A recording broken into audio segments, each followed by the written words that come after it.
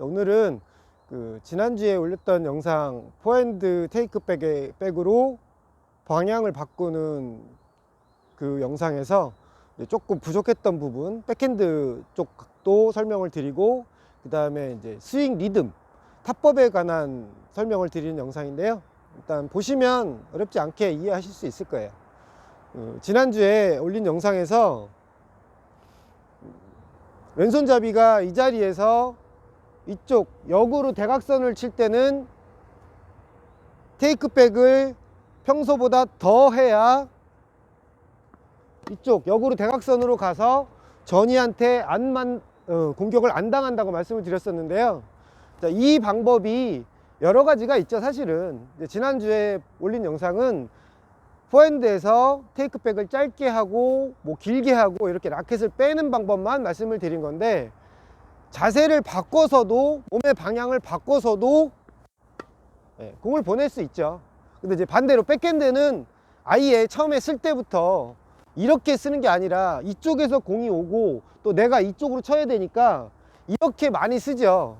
그런데 배울 때 이렇게 빼서 이렇게 치라고 그랬다고 이렇게 빼면 안 되죠. 여기로 쳐야 되니까 이 정도로 빼서 이렇게 대각선 쪽으로 앞에 놓고 잡아야죠. 그러니까 원래는 백핸드를 배울 때 이렇게 해서 이렇게 치라고 그랬는데, 이거는 똑바로 칠 때 얘기고, 지금은 여기서 백핸드를 칠 때는 대각선으로 쳐야 되니까 이렇게 빼면 안 되죠. 얘가 앞쪽에 있고 몸이 약간 이렇게 스탠스 자체도 가슴이 열려 있어야 대각선 쪽으로 잘 가죠.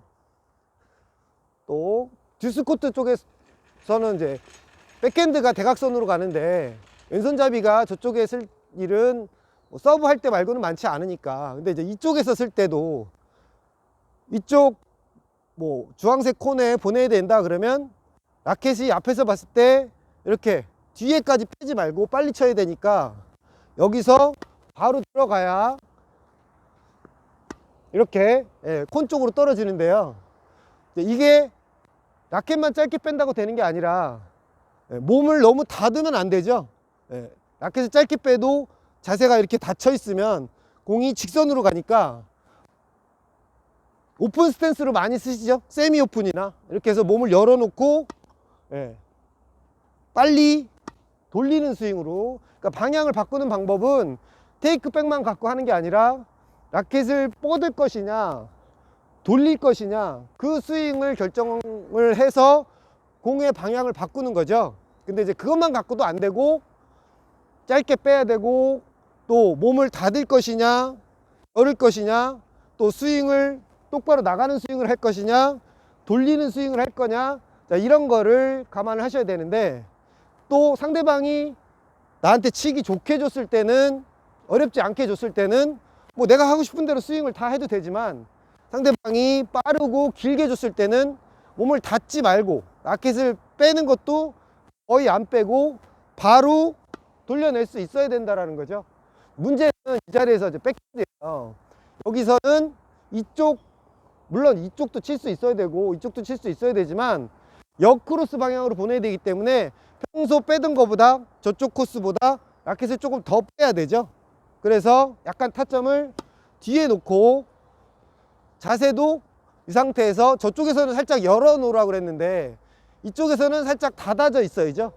어깨가 살짝 들어와서 약간 먼 타점에 놓고 쳐야 바깥쪽으로 가죠. 근데 공이 이렇게 내 몸 쪽으로 가까이 와, 그럴 때는 이쪽으로 쳐도 되는 거고요.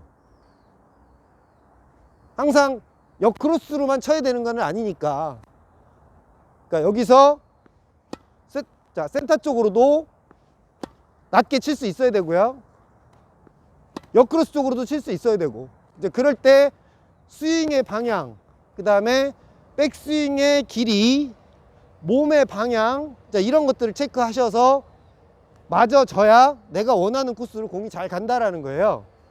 그리고 볼을 보내실 때는 항상 맞출 때 공을 보시고, 그 다음에 어디에다가 내가 공을 떨길 것인가 목표를 설정하셔서 스윙을 하셔야 돼요.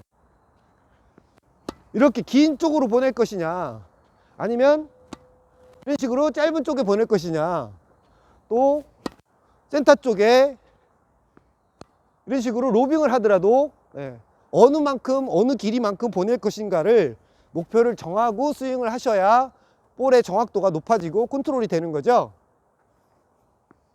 백핸드에서 역크로스, 또 포핸드 다운 라인, 가운데 앵글, 이런 식으로 라켓을 뺐을 때의 길이와 또 몸의 방향, 또 스윙의 궤도, 이런 거를 같이 다 일괄적으로 맞춰줘야 볼이 정확하게 내가 원하는 대로 가는 거고요.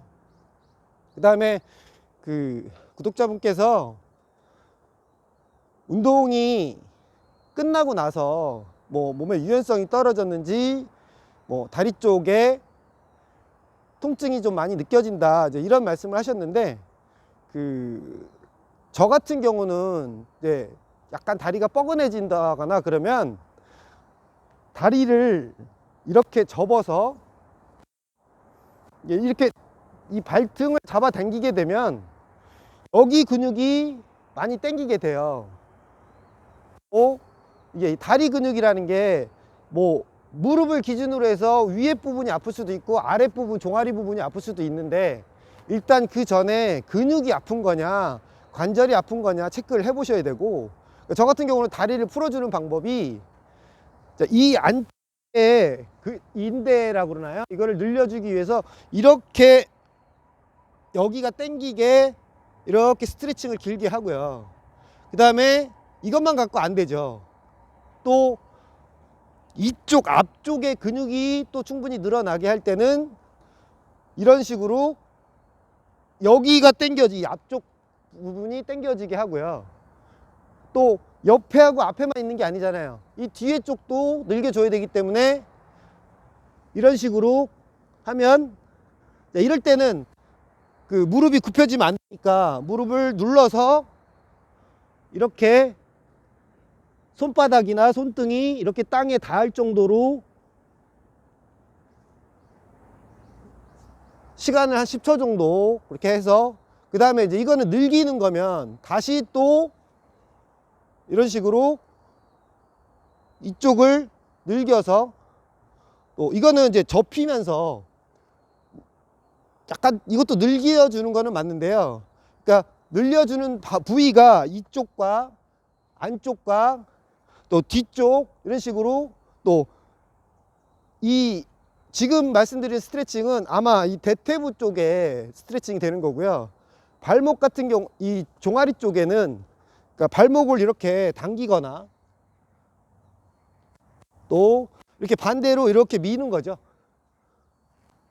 또 이렇게 이런 식으로도 이 바깥쪽 근육도 또 풀어줘야 되니까, 어쨌든 근육이 테니스를 치시고 나서 피로를 느끼실 때는 이 아킬레스건 이쪽을, 종아리하고 이쪽을 많이 이렇게 주물러서 발목을 돌리면서 이쪽 근육이 이완이 되게, 이런 식으로, 물론 이거는 의자에 앉아서 하셔도 상관없어요. 그래서 이 아킬레스건과 이 종아리, 이 근육을 많이 풀어주면 저 같은 경우는 피로가 많이 풀리더라고요. 이제 여기가 그 심장으로 가는 혈관이 있다고 그래요. 그래서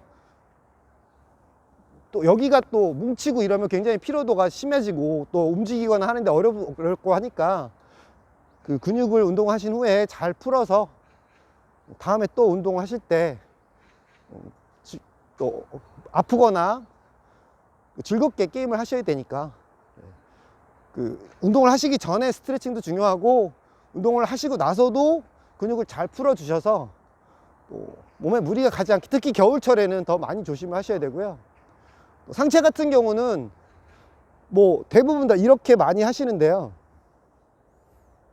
이렇게 누르고 있는 걸 많이 하시는데, 이건 이제 팔만 하는 거고, 또 목도 이렇게 당겨서 또 뒤로도 이렇게 미시고요. 그 다음에 이제 이쪽 팔 쪽이 아플 경우에는 승모근이라고 그러죠.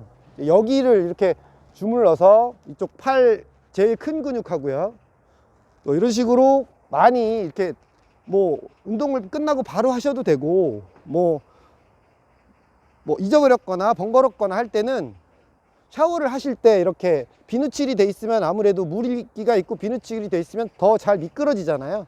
샤워를 하실 때 이렇게 마사지를 하면서 미끌미끌할 때 이렇게 자꾸 이렇게 문질러 주면 훨씬 더 근육의 피로가 더 잘 풀리더라고요. 그래서 저는 개인적으로 샤워하는 시간을 조금 이렇게 마사지를 하느라고 조금 길게 가져가는데, 그게 피로를 푸는데 굉장히 도움이 많이 되는 것 같아요. 그래서 동호인분들도 그러니까 팔 쪽이 조금 뻣뻣하다라는 느낌이 들 때는 이게 사람이 큰 근육에서 작은 근육 쪽으로 풀어주고요.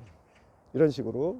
근데 하체는 또 달라요. 하체는 이제 다리, 무릎이나 뭐 관절이 아닌 이상 근육 쪽은 이제 마사지를 해주면 거의 다 저 같은 경우는 거의 다 풀리더라고요. 그래서 그 운동을 끝나시고 특히 겨울철 같은 경우는 그렇게 그 마무리 운동을, 정리 운동을 충분히 해주셔야 몸에 피로도 덜 쌓이고 또 부상도 방지할 수 있고 하니까 참고하셔서 즐겁게 재밌게 게임하셨으면 좋겠습니다. 저는 또 다음 영상에서 뵐게요.